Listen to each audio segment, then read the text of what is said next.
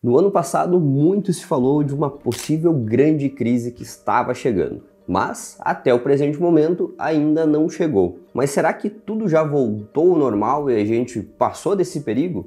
É isso que a gente vai descobrir hoje. Fala pessoal, você está no canal Você Investidor Cripto. Eu me chamo Eduardo e sou investidor de criptomoedas desde 2016, mas realmente eu tomei gosto por esse mercado e me aprofundei lá em 2019. E se você quer dominar esse mercado e ficar sempre atento ao que está acontecendo nele, não esquece de curtir esse vídeo e se inscrever aqui no canal. E hoje nós vamos trazer para vocês vários dados econômicos mostrando como está o nosso cenário global, para a gente ter certeza se a gente já passou por um perigo de uma grande crise ou se ele ainda está por vir. E é claro, para começar a ter uma noção disso, a gente precisa fazer uma análise global de como está a economia no mundo todo. Por isso a gente pegou os dados de um site de pesquisa chamado IPEA, que é o Instituto de Pesquisa Econômica Aplicada. É um site que traz dados da economia do mundo todo e vale a pena você visitar ele. Mas eu tirei um trecho de um artigo lá muito interessante sobre como estão os dados econômicos no mundo inteiro e eu vou ler aqui para vocês. Então, no quesito mundo, o quadro mundial continua piorando, com inflação alta, juros em elevação e desaquecimento do nível de atividade. Ou seja, as coisas continuam se deteriorando, os dados econômicos a nível mundial, pegando uma média de todos os países, né? Claro que isso é bastante puxado pelas grandes potências. Já no Brasil, sob o impacto da política monetária apertada, né?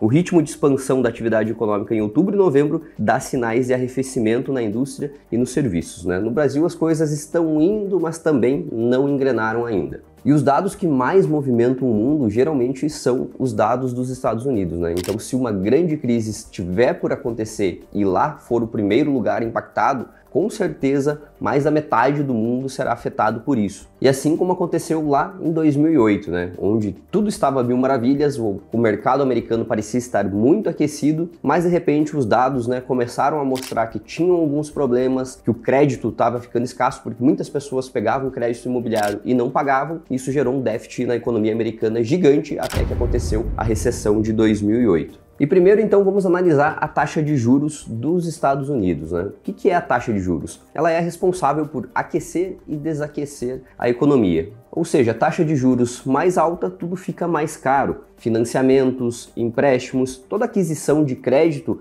começa a ficar mais difícil porque os juros a serem pagos ficam maiores. Com isso, as pessoas acabam construindo menos, comprando menos bens e a economia desacelera. E é claro que o contrário, né? A taxa de juros mais baixa faz as pessoas tomarem mais crédito, fazerem mais financiamentos e conseguirem consumir mais, girando mais a economia. E nesse momento, a taxa de juros americana ela se encontra na faixa dos 4,75%. E é uma das taxas mais altas já vistas nos últimos anos lá nos Estados Unidos, ou seja, isso está muito fora da média. Eles viveram por muitos anos, para você ter uma ideia, com uma taxa de 0,25% ao ano. E eles estão agora aí na casa dos 4,75%. E as expectativas é que termine esse ano facilmente já acima dos 5,25%. Ou seja, os juros lá estão ficando cada vez mais caros e eles não conseguem desacelerar isso porque tem uma inflação muito alta que já está performando bem acima dessa taxa de juros há uns 2 anos aí. Só para você ter uma ideia, a inflação lá ainda está acima de 7%.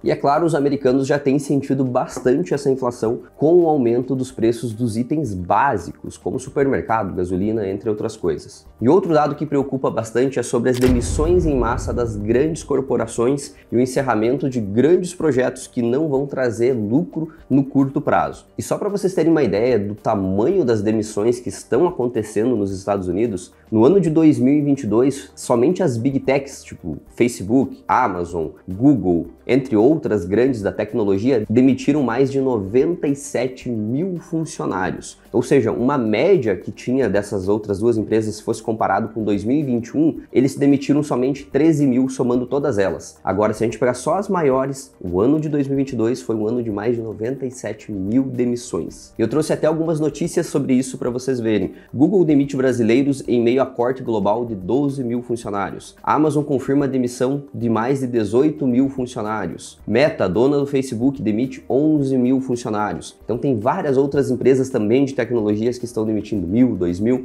que eu não listei aqui para você, mas estão demitindo funcionários. E se você acha que para por aí, dá uma olhada nisso. Meta, dona do Facebook, adia definição de orçamentos de 2023 enquanto planeja nova rodada de demissões. Ou seja, ela já entrou esse ano, já fez as demissões do ano passado e esse ano ela já está adiando o orçamento porque ela precisa ver onde mais ela vai reduzir pessoas. E se falando de grandes projetos que estão sendo encerrados, a Microsoft, por exemplo, acabou de investir 10 bilhões de dólares no ChatGPT, que é aquela inteligência artificial de uma das empresas aí do bilionário Elon Musk. Só que como ela viu que isso pode trazer um retorno para ela no curto prazo, ela acabou encerrando um projeto de médio e longo prazo, que seria o quê? O metaverso deles, tá? Então a Microsoft estava investindo pesado nisso e ela literalmente cancelou esse projeto e demitiu toda a equipe, porque o foco deles agora é somente investir em coisas que trazem dinheiro para curto prazo. E esse é um dado que chama atenção, porque uma gigante que fatura bilhões, né, todos os anos, ela está preocupada com o curto prazo e não com os projetos de longa data. Porque realmente pode ser que está acontecendo alguma coisa e eles precisam de caixa, né? Precisam de mais dinheiro, precisam movimentar a economia deles o mais rápido possível. E pegando esse gancho já de falar sobre lucratividade, né? O resultado das maiores empresas de tecnologia dos Estados Unidos, como Google, Amazon, Facebook, entre outras, o lucro delas, somente nesse primeiro trimestre, o resultado caiu mais de 33 bilhões de dólares, conforme essa notícia que você está vendo aqui, ó.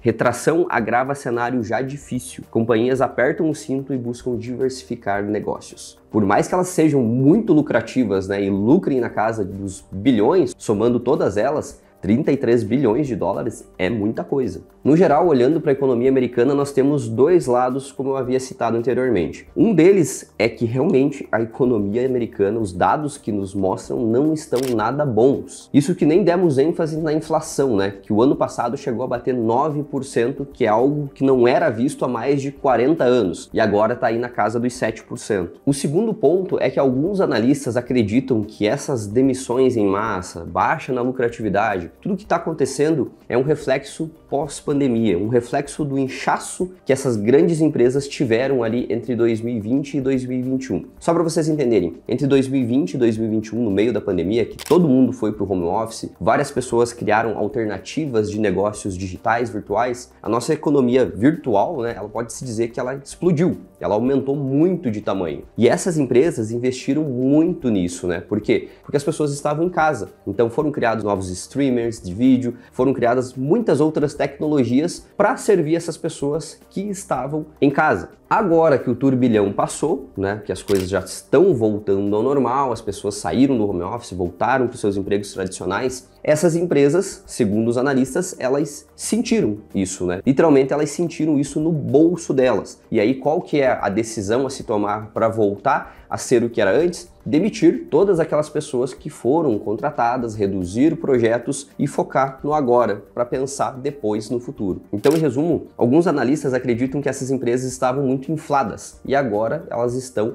voltando ao normal, por isso de tantas demissões. Então aí que nós temos os dois pontos, né? A grande pergunta aqui: será que nós estamos à beira de uma recessão, como os dados estão mostrando, ou simplesmente isso é um reflexo daquilo que aconteceu durante os anos ali de 2020 e 2021? O que vale lembrar que grandes recessões não avisam quando chegam, né? Mas elas dão sinais. E agora me conta aqui, na sua opinião, o que você acredita? Que a gente está à beira de uma recessão ou isso são apenas reajustes de um novo cenário econômico que estamos vivendo? Se você quer saber a nossa opinião, a gente acredita que é um pouco dos dois. Não dá para confiar totalmente que isso seja um reflexo do que aconteceu, apesar de fazer sentido, né? Mas os dados, eles não são somente das empresas de tecnologia, né? Os dados que mostram que as economias do mundo todo estão fragilizadas não correspondem somente às empresas de tecnologia e sim, né, de algo a nível global. Então essa é a nossa opinião, que tem um pouco das duas coisas, e que sim, uma recessão pode acontecer, ou ela pode ser mascarada e com o tempo ir sendo corrigida, mas geralmente quando tentam fazer isso não dá certo e a crise vem. Bom, então essa foi a nossa opinião, não esquece de deixar a sua aqui. Deixa o like nesse vídeo, se inscreve no canal e eu te vejo no próximo vídeo.